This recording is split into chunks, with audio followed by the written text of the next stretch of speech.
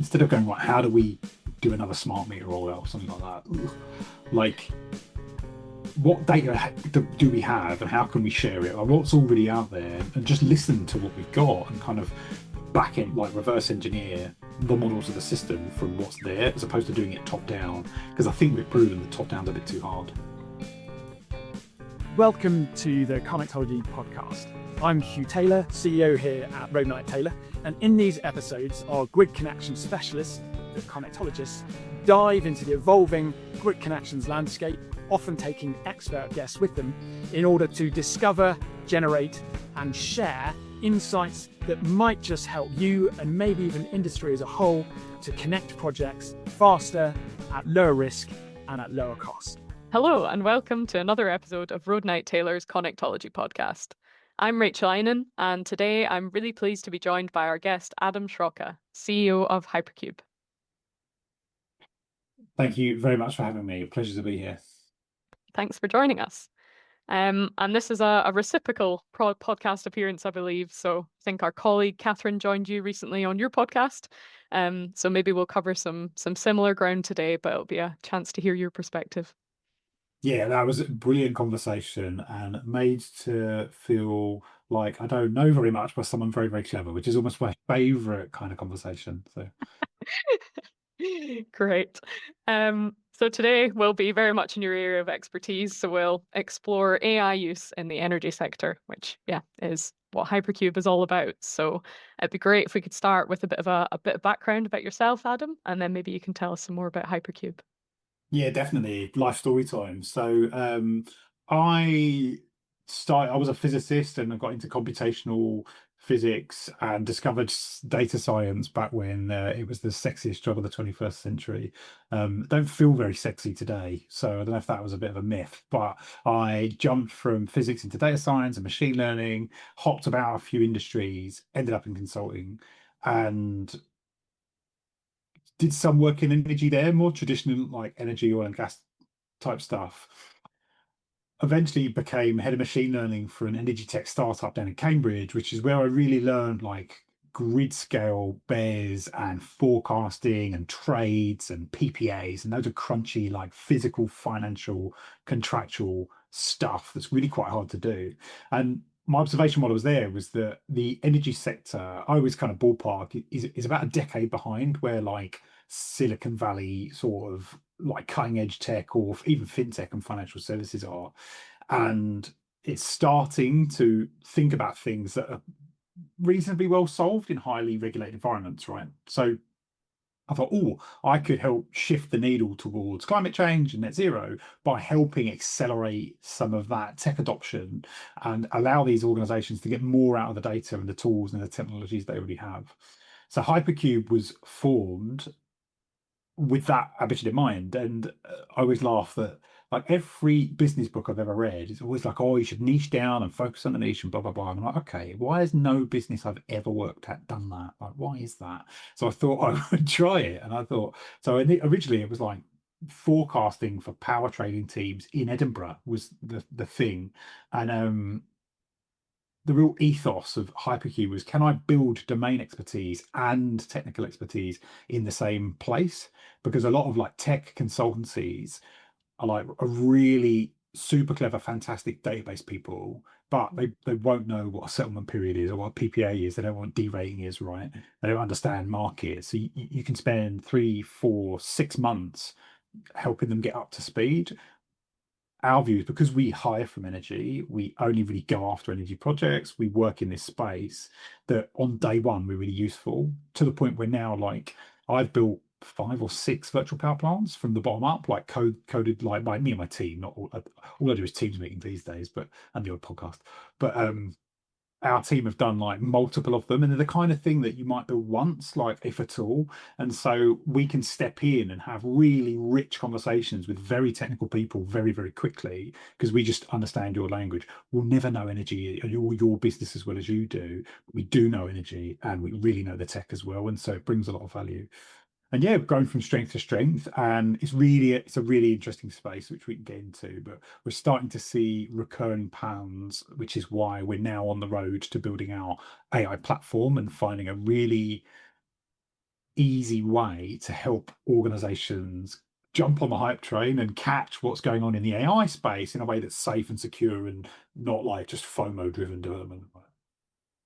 Great. Yeah. Well, it sounds like you've kept up with the hype train then, starting in data science and moving into AI at the right time, and hopefully bringing along the industry with you. So that's great, and especially impressed that you had such a small niche to be able to narrow down to what was it you said, just in Edinburgh. Yeah, Um, that's the thing. There's a lot of power trading and energy, renewable energy in Edinburgh, just on George Street, pretty much was enough to do business. Great. So yeah, we understand you've got these kind of different strands of services that you offer to organizations in the energy industry. So it'd be good if we could explore those and maybe understand, what, or give an example maybe of some kind of project that you've got within each of those. I guess just so our listeners know what kind of AI specifically we're talking about. Yeah, and so this comes from where we started. So we were a bootstrap business. I had always joke that like £478 left in a PayPal account. I started a CrossFit events business in February 2020. So I had 478 quid left in, or after all the refunds were done from the first event in towards the end of March, getting canned. And I use that to start the business, right? So we're like totally bootstrapped. So the easiest way to bootstrap a business is services. And over time, we've settled into realizing that actually there are foundational pieces of kit technology that we've de-risked, that we understand, that don't leak IP, that don't cause any risk or friction, that we can redeploy it over and over again. So with some Scottish enterprise money that we've had and our own profit, we've managed to build the seed of our platform, which was definitely the direction of travel for us. But traditionally, and like where we started was a mix of data strategy and basically answering like, well, what should we do? Okay, like the board says we need an AI and no one really knows what that means, but someone in a fancy suit has said so, through to hands on keyboards, like building sort of foundational data platforms, data pipelines, like a Nord pool integration is a Nord pool integration is a Nord pool integration, right? Why is everyone building them from scratch? And we can just deploy that stuff. And then through to some of the kind of fancy models and forecasting and things like that. They each have their place in the stack and they're all essential, but you kind of need to build them up in the right layers. And I these days do most of the strategy stuff because I've spent a lot of time thinking at this level. I've had a lot of experience fighting boards and like doing the politics and the cultural kind of jujitsu that you need to do to make stuff happen in other people's businesses. But we try to cover the full remit, and we've very much grown from pure AI to full tech services. And now we're going full circle and thinking we can deploy this platform to give you like the Lego bricks and the building blocks and the kind of map as to how to compose the really fancy solutions in a way that we've de-risked and sort of helped deploy with you. Great. Yeah, it'd be good to come back to some of the more hands-on keyboard stuff later and look more at some of the data that we've got available to us in the energy space. But I guess how has that like strategy piece or those strands evolved in the past few years? So, we've gone from seeing AI as quite a maybe niche service in the energy industry, or as you say, much more in the financial industry, to being kind of way more embedded in our day-to-day lives at work, at home, everywhere. So what are you seeing from clients in the energy industry and their attitudes? Yeah, and again, like energy is a really funny place because no one wants to be first at anything.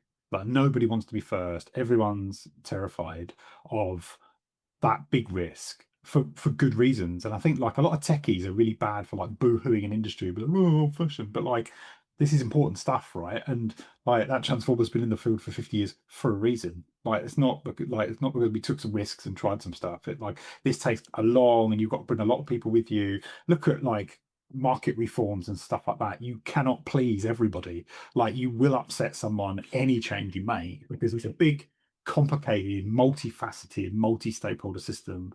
So with all that in mind, you've got this dichotomy of everyone wants to leverage their data, accelerate, use the tooling, like be innovative, but nobody wants to be first and nobody wants to like place a big bet or risk. So I believe that is kind of made worse by the hype cycle. And like you go on LinkedIn, and apparently everyone has just automated away their whole company and all their SaaS platforms, and it's all like open claw or whatever this latest security nightmare is. Like, and everyone's just like sitting their feet up watching agents do everything. And is that true? I don't know. Do we really want to let that loose on the system? Definitely not.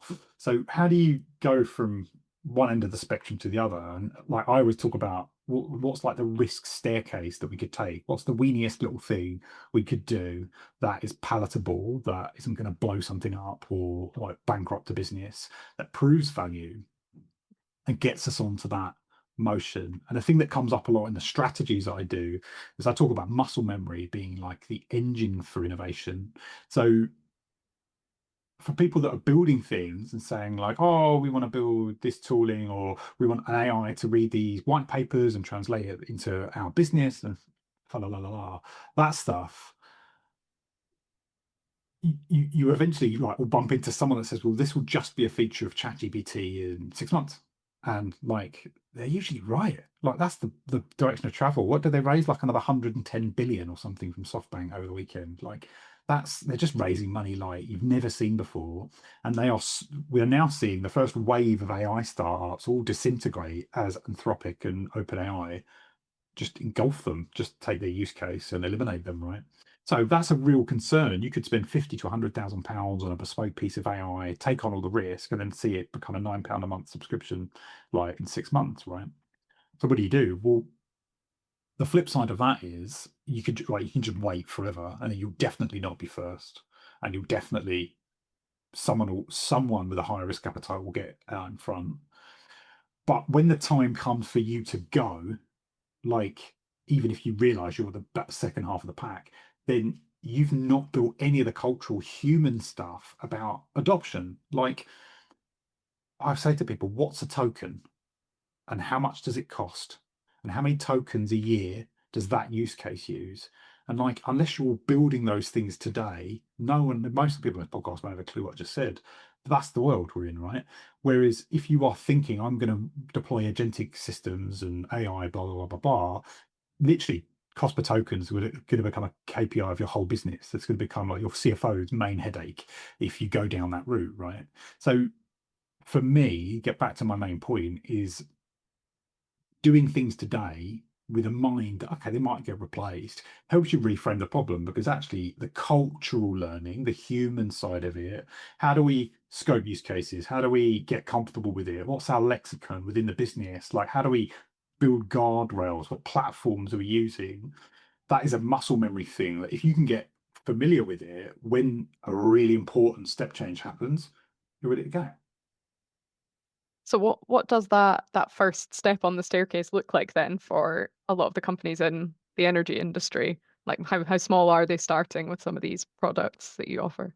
Going to give a total consultant's answer, but it depends, right? But it does.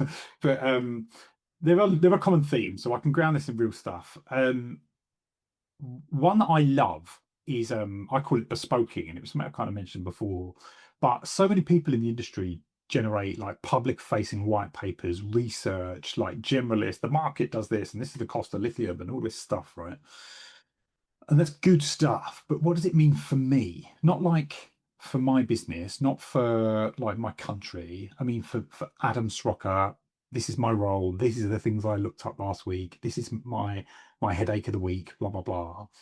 And actually, AI is really good at that, saying, okay, I know a lot about you. This white paper's popped up. Read these 4 sections, and they relate to this other one we read last week, and boom, that's for you. That's a nice way to do things.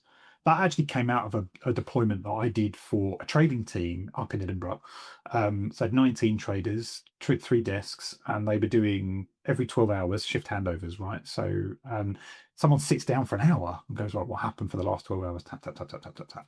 Well, actually, AI is really good at that and saying, give it all of the data feeds for the last 12 hours, 16-hour window, and pop, there's the report. So this person's sitting down to a pre-gen first draft and thinking, actually, yeah, that is true, that's not true, and I'm done. That saved them 45 minutes. And that stacks up when you're doing it twice a day, every day. And you can see the auditability.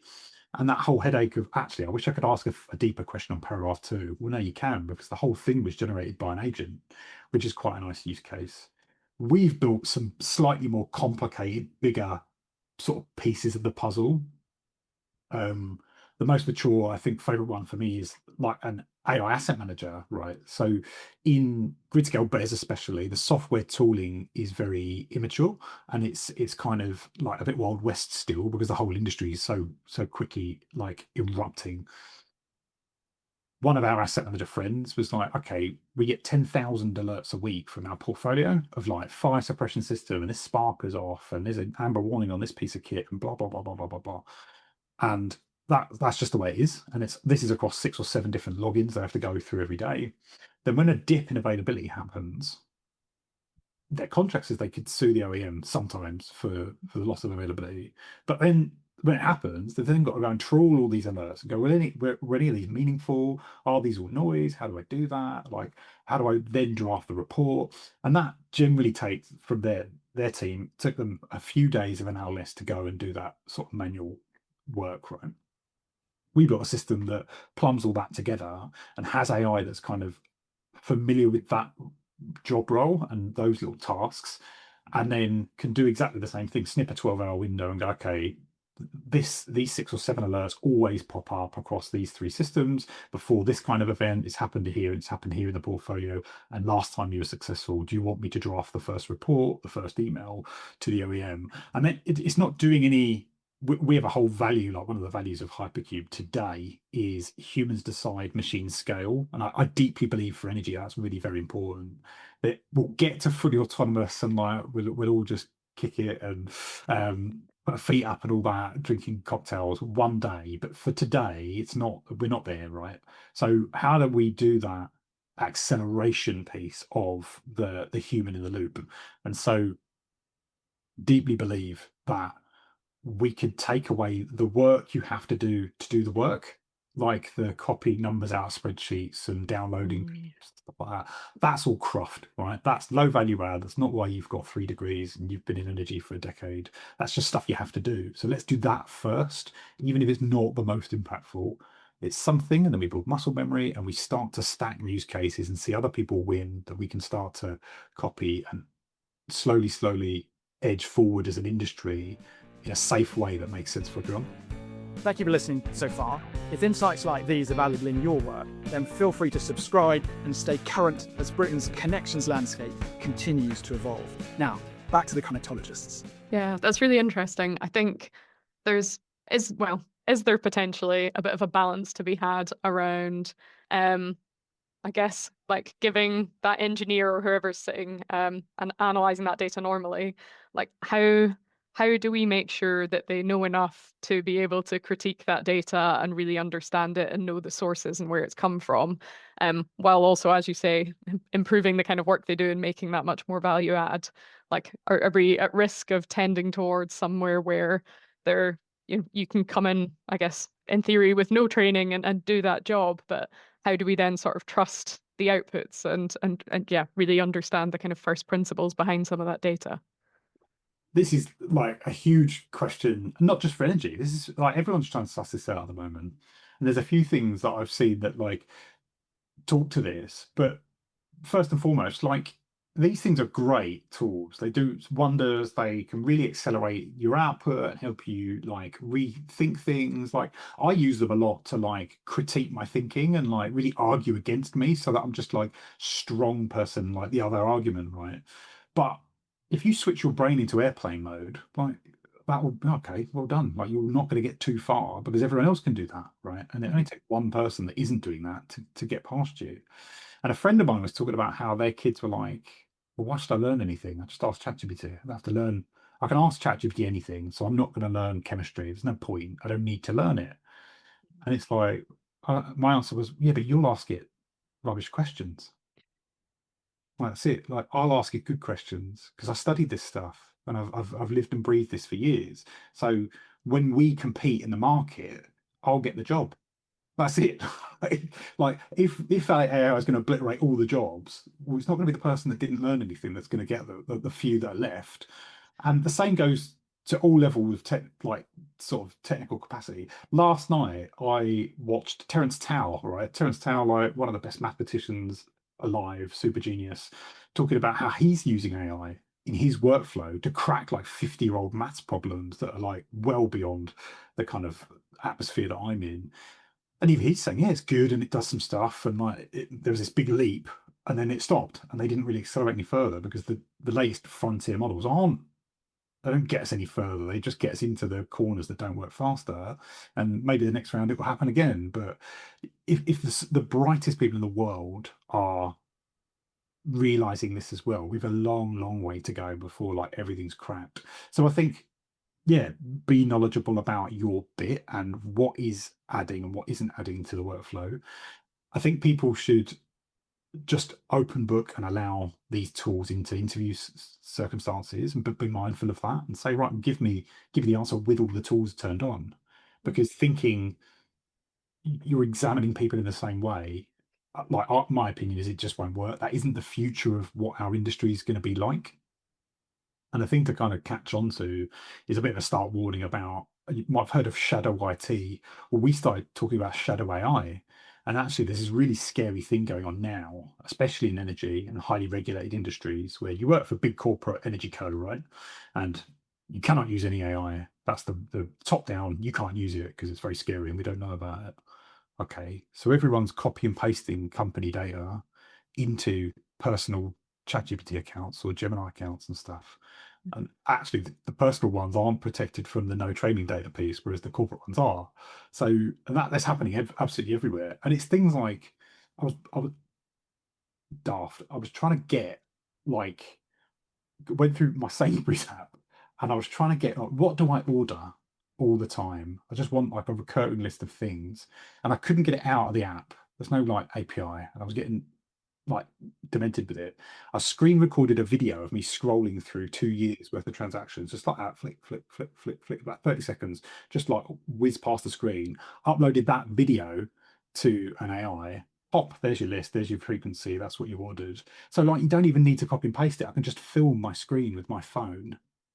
That air gap, it's all like, because security stuff's a nightmare with it all. So if you're not in front of it, you're actually exposing this colossal risk of it's just going to happen unmanaged, which is what's happened in IT forever anyway.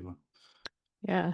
I guess it comes back to your point then around getting that culture right first and foremost in a business and getting people comfortable so they follow the right processes.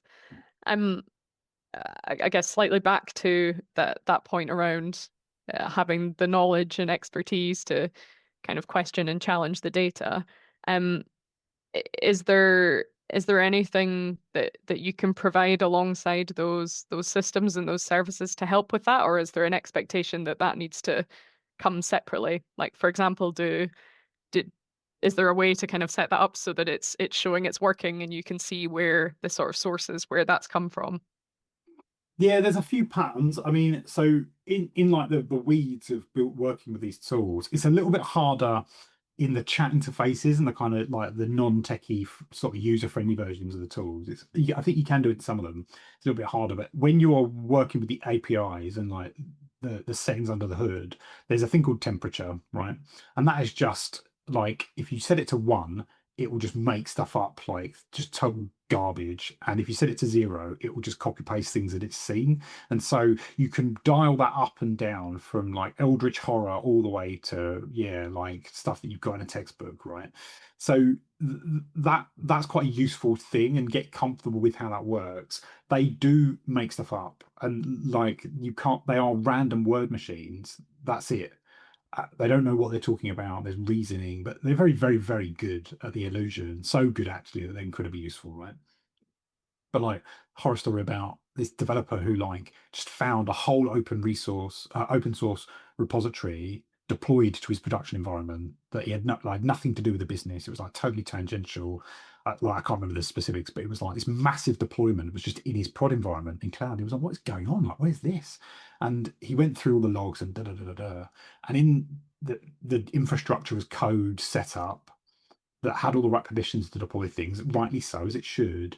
An agent had hallucinated the repo number, and it just happened to be a real one in GitHub, and it just deployed the whole thing. And like that happened, like this is what I was like, yeah, it cost him money to deploy it and then tear it down. And it just like there was there was no way of catching that. It was a real number. You don't put a test to say, "I'll only deploy things that are real or that I know about." It like, you can protect yourself from it, but these things happen, right? A really good pattern when you're building bigger systems is quite tricky. Again, if you're working just at the kind of the desktop user level, the web interface level, but you can do it, and I do it a lot. It gets called LLM as a judge, and this is lovely. And you can just explain LLM. The beauty of this stuff is you only have to explain like 1 or 2 lines, and it will know what you're on about, and it will help you.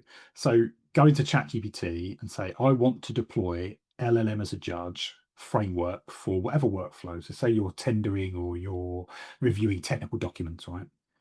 You say, I want to deploy an LLM as a judge pattern to help me. Write me a prompt to act as a critic or an evaluator for this workflow, right? And it will pump, give you a prompt. Then what you do is you put that in a GPT or you save it somewhere. Then you do your work. Say it's reviewing a document. You say, right, ChatGPT, review this document and give me the normal output. Pop. Then you feed the output and the new prompt into another agent or another like context fresh thing, maybe even a different model. I like to use multiple model providers. So that's how I tend to do it at Hypercube. So I'll say, right, take it from ChatGPT, give it to Anthropic, and say, right, just test the homework, come up with, and it's really good because you're trying to give it like a quantitative way to score its own homework or the other agent's homework. And that's a really common pattern. It's really nice because it's, even if you're doing it in a web browser, it's copy, paste, and you're done. So it's not that much more work, but you've had like a 5,000 word document reviewed instantly, and it will catch some of the nonsense. It'll be like, especially if you teach it to be really critical. The beauty of building that into the engineering bit is that it scales infinitely. And that's how, like, at mass scale, you catch loads of errors and things like that. Another thing I like to do is say to it, like, come up with a rubric, score everything out of 10, rank things by impact, right? And then say to it, come up with the top 50 improvements, like not 1 or 2, come up with 50 100 improvements, right?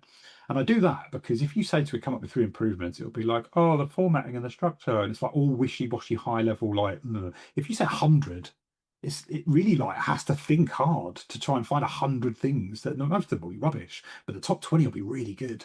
And it will like find things that are really specific. You'll be like, I do think that actually, yes, that diagram does need tweak. Da, da, da, da.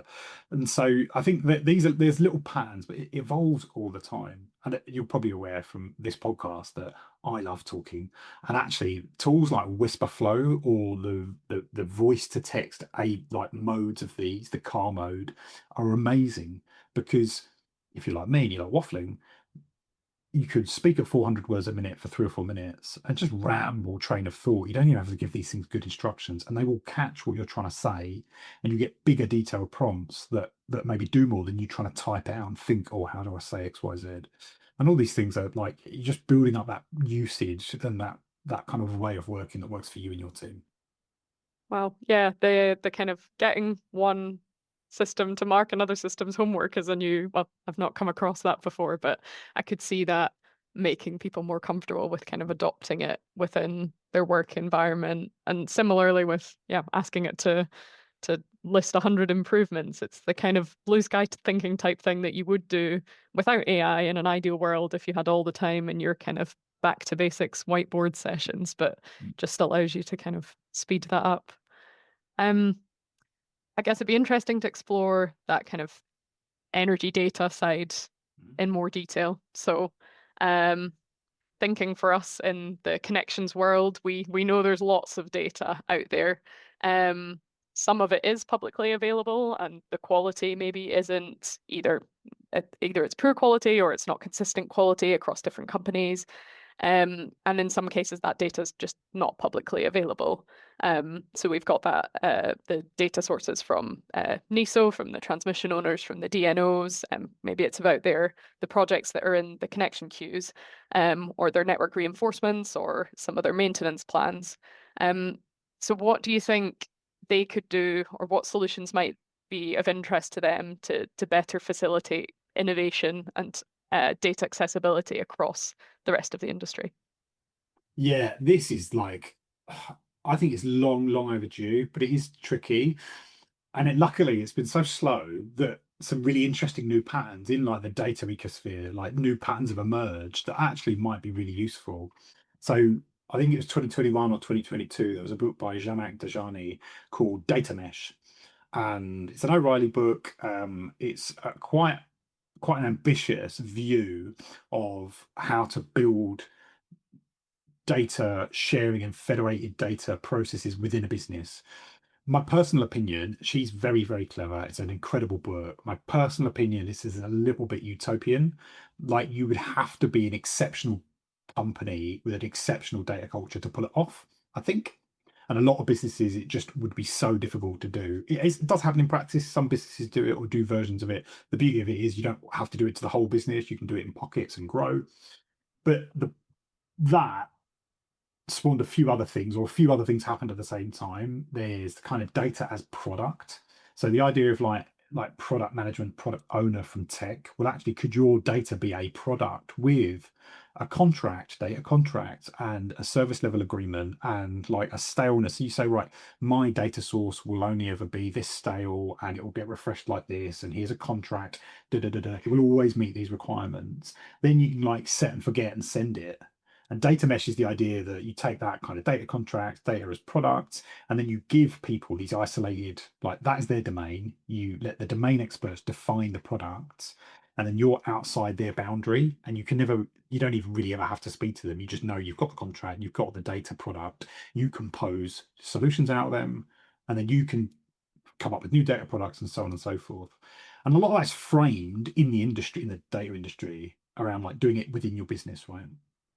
There's nothing stopping you doing that as like a kind of consortium of businesses or lots of things. So I think if we saw a bit more adoption of some of the more modern data practices, which again are quite hard and it's very new, I think it'd be really nice. Because so you could say to the NISOs, the Ofgems, the Alexons, okay, come up with these, like define it in here's a rough standard of what we want an API to look like. Here's what a messaging thing would look like, blah blah blah.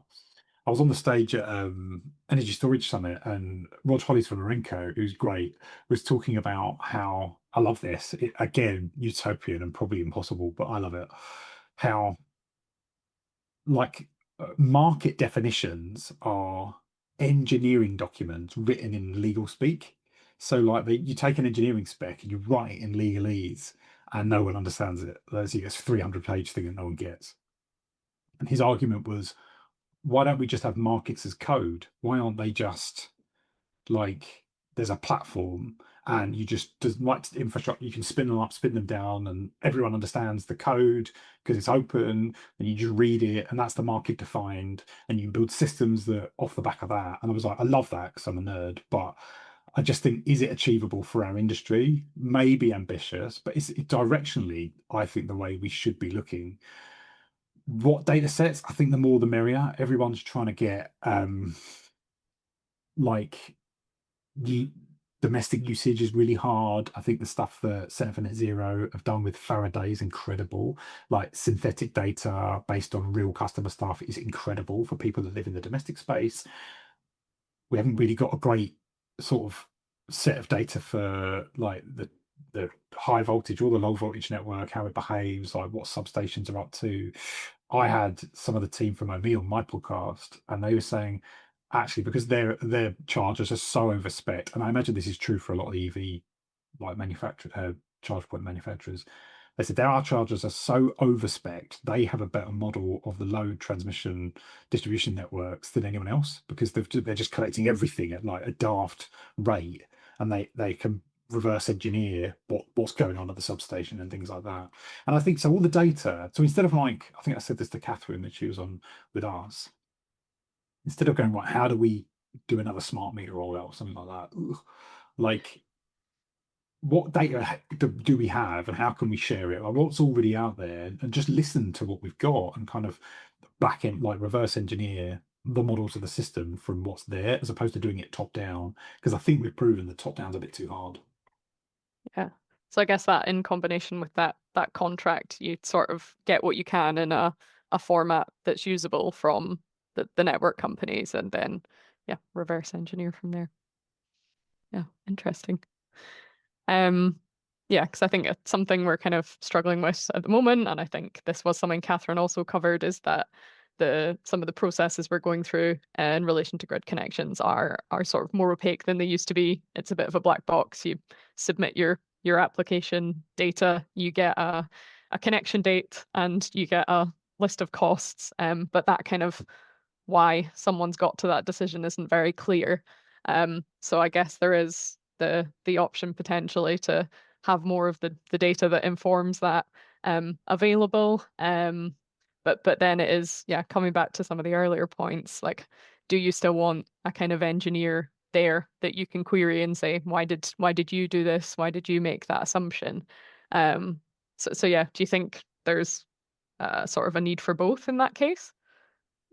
Yeah, I think so. We did a pilot for a piece of work that was around like a local developer that had to do like quarterly meetings with the local council about like what's going on. And it's like literally like one person sat with a 300, 500 page binder, and then like other councils asking them questions. And it's just like, oh, well, actually, you could load that 500 page binder into a chat interface, and each chat to an agent that just has it all, has the latest update information on it. That's totally possible. We can do that now. And we did a similar thing we bid on a lot of stuff, and we held people to bid on a lot of stuff. And so like that, come up with a fair rubric, score a set of documents and an application, but then justify the scores. And that is like you get the response pack, and you might think like, oh, I'm underwhelmed by this explanation. Well, why can't you just go to a link? I actually got the idea for this from someone. I love this. Someone sent me a CV for a job, and the bottom of the CV, it was like, feel free to chat to my career history. And I was like, no. Clicked a little GPT link, and they'd loaded up loads of stuff about themselves into a chat GPT. And I was like, why does Jim do this? Da, da, da, da, da. And it was like coming back and forth. And I got, oh, do they know anything about this? Oh, no, it's not evidenced in their thing. And I was like, what, like, not bit, what's the word? Like quaint, a bit novel and geeky, but like Good. that as an idea, like load the context, the rubric, the scoring, all the workings out into something that I later can go and push on and question and poke. Will it allow people to kind of train themselves on the best way to answer tenders? Yeah, maybe, but is that a bad thing? Yeah. Wonder if we could work up something like that for our connection offers then, where you can question why you've, yeah, got your results, and then at least take that to the engineer to understand how they got there. And there you go, right? So that isn't like conquer the galaxy AI to automate everyone's job. That's something that I could probably build for you in a week or 2 weeks, that gave you, with some historic data, that gave you a test bed. And then you could put a real thing in the hands of real engineers and real people that could either go, ugh, I hate it, or I wish it did this and I wish it did that. And you're on the road. Like you figured something out. Like, but is this good enough for us? Yeah. And that's such an easier way. What's the risk in that? A bit of wasted time. Um, and then I guess if we did have that ideal world of we've got all this data public in the public domain, and we can kind of query it as we wish, um, how can we go about like mitigating the risks of that data being misused? So we've talked about, yeah, it being a black box potentially, and historically there's a reason for that, and we might not want everything we could want to know about the grid out there for everyone to play with. So yeah, is there anything we could do to mitigate that? I think that's hard. I mean, without knowing that data and what's there, like I just think that's really difficult. We have to be careful. We have to be reticent of what we share. I think if you're talking about really like critical infrastructure, like really dangerous stuff that you wouldn't want to get into the hands of malicious actors, then run almost like a skunkworks type internal, like, can we do this internally? Can we simulate what attacks would look like what's the nastiest thing someone could do with it? Can we and they're saying like there's all the hype this week about Anthropic's Mythos is too dangerous to launch because it's the same as all the others, right? But apparently it's so good at cybersecurity attack stuff that actually it will cause issues for some people, right? Fine. If that's the case, then let's do these in isolated environments. Let's keep it sturm and keep it sensible. I'm not one of these people. I'm actually like one of the few kind of AI people that says don't do it. Like you aren't ready. Let's do some other stuff. Let's do some guardrails. Let's do some foundational stuff first. But if you think actually this is going to step change the whole industry, then let's find safe ways to do it on synthetic data, on like isolated environments and things like that. There's a reason, like people have been working with like, I used to work at Thales. I did my doctorate at Thales, right? And they were building parts of Trident there, and probably get told off for saying that now, even though it's been built or whatever. But like all that stuff, right? Like we have ways, there are mechanisms to work on new stuff that's really dangerous if it gets into the wrong hands. So let's just use them and treat it carefully. I don't think we should chase after innovation and AI at all costs. I think that would be really daft, which is why at like Hypercube, we're building our platform to go after the low-hanging fruit, the low-risk stuff, where you're not trying to like control high voltage systems or like potentially BART hospitals and things like that. Yeah. I think there is definitely some of those lower risk places, even within the industry, where the data might not be available just because somebody hasn't had the time to set that up and produce it in an accessible kind of standardized way. So Let's let some other definitely industries make those big mistakes first, right? Yeah. And watch them. Yeah. Great. So I think we might be coming towards the end of our time. So yeah, before we go, is there anything you'd like to add or kind of plug yourself? Yeah, look, I would just say, as it's probably apparent, I love talking about this stuff. Don't be shy. Like, if all anyone gets out of this is a name, like we're not overly mercenary. Just reach out if you want to have a chat about like what does AI mean for me. We tried this thing. Should we do Copilot? Any of that kind of like. I love my company love to try and get me out of the way as much as possible. So set up a call, let's have a chat, especially if you're in Glasgow or Edinburgh, come and see us and I can talk you through our opinions of it. I'm not right. I'm just very opinionated. That's it. Like I've done a lot of this stuff. I'm incredibly opinionated, but I'm not right. And we don't know it all yet. And the technology is changing at such a way. I find it, I live and breathe AI, right? And it's hard for me to keep up. So don't feel like you're behind. Everyone's behind. It is hard, but you've got a name. Come and see us. Let's have a chat. If you want to see some of the fun toys that we're building that actually we feel like we've solved little pockets of use cases, let's have a talk about that. But otherwise, like, wish you all the best on the journey with tech and AI. And who knows if we'll have a job in 12 months' time. Great. Thanks very much. Thank you, Adam. And thanks to our listeners as well. And we'll see you again soon for another episode of the Connectology podcast. Thanks for joining the Connectologists in this exploration. This knowledge sharing is made possible by the support of our clients. We thank them and hope it will help the whole of industry to connect society's critical infrastructure faster. If you found this useful, you're welcome to explore more free insights at roadnighttaylor.co.uk/connectology or click on the Insights tab at the top of our homepage. Thank you.